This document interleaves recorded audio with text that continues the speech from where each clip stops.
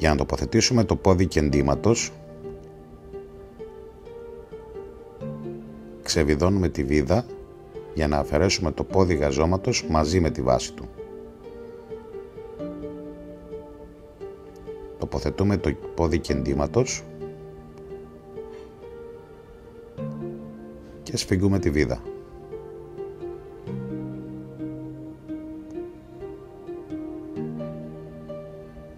Πρέπει να προσέξουμε ούτως ώστε το μπράτσο οδήγησης να πάει πάνω από το μπράτσο της βελόνας. Περνάμε τις κλωστές κάτω από το πόδι κεντήματος.